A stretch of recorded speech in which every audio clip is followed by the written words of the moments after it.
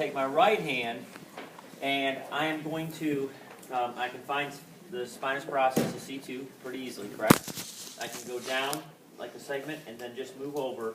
I'm going to put my finger on C3, okay? And really what I'm trying to do is put my finger right here near the facet joint, maybe even on the articular pillar, but real close to the facet joint right here. You guys see that?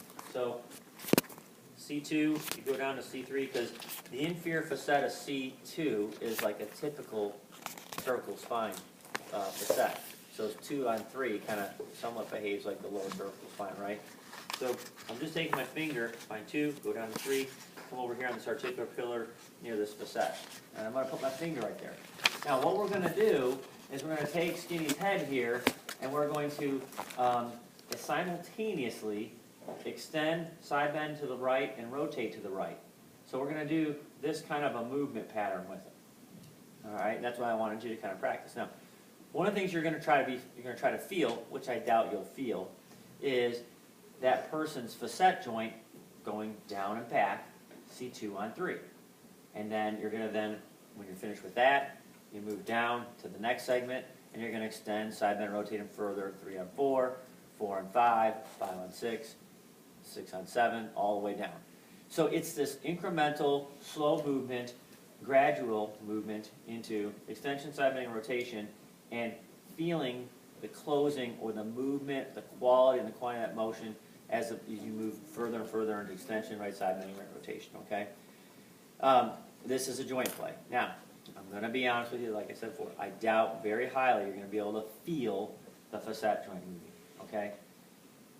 But I think what you can do is you can have your hand in this area and you have your hand up here and you can monitor how well a person moves, the quality of their movement and the quantity until they either they have pain or you feel stiffness.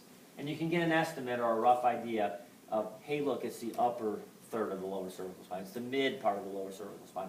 It's the lowest part of the lower cervical spine that I'm having some impairment in motion, either due to stiffness or pain.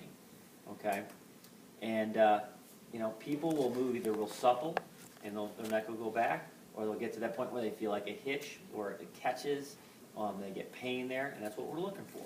Okay, if they get pain or like a catching in the initial part, are you thinking it's C7 or more C3-4?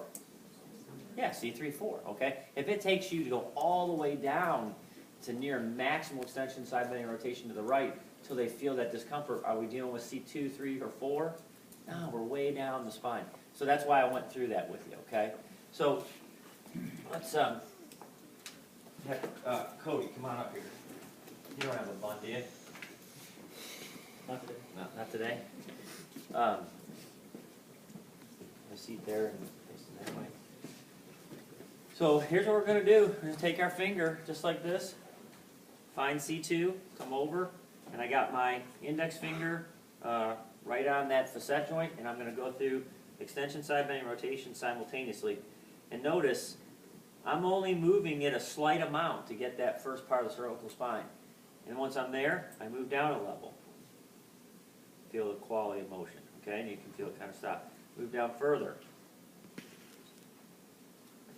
Okay? And you just keep moving down. All right, until you get down to the lowest part of the cervical spine. A lot of motion in that neck. Got it?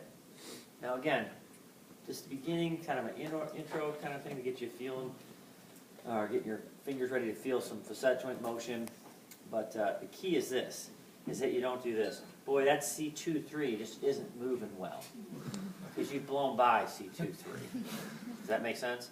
So you've got to start up here and go incrementally and move down your neck. Okay?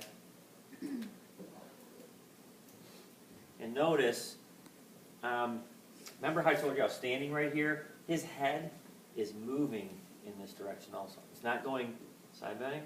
It's not going extension. Going off at like this 45-degree angle. Okay? So, this particular patient, our case has got pain with right side bending, right rotation, and extension. We want to evaluate what his motion is like. Okay, where was his pain into his shoulder blade, right? What did we say in referral pattern? What might that be? C4, 5, okay, if you look at the literature. So I would bet with this particular patient, things are going to be fine until we get to what?